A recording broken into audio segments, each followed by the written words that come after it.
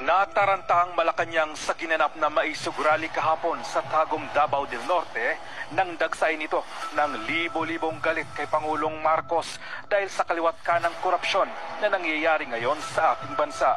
Sa kabila ng panggigipit sa naturang rally, katulad na lamang ng pagkasuspende ng kanilang gobernador na si Edwin Cubahib dahil sa pagbigay ng permit na makapag-rally ang maisog na pinamumunuan ng dating Pangulong Rodrigo Duterte, ang pagsara ng airport at ang sadyang pagkawala ng kuryente upang hindi matuloy ang rally ay hindi nagtagumpay ang kuting ng Norte at ang kanyang asawang si First Lady Lisa Marcos na siya di umanong may pakana ng kaguluhan sa ating bansa.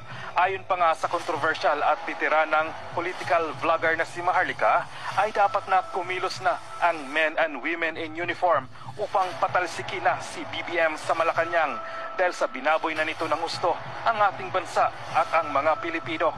Komento pa nga ng ilang dismayadong netizens, dapat ang taong bayan di na pwedeng manahimik kasi sobra na ang pang-aabuso sa kapangyarihan nitong nakaupo na gobyerno. Talamak sa pagnanakaw, pag pinabayaan ng taong bayan, baka magdeklara pa ng martial law kasi ayaw umalis sa Malacanang. Wala namang maasahan ang taong bayan sa men and uniform, kaya magising na ang taong bayan. Grabe, diktador na talaga ang ginagawa nila. Wala ng freedom of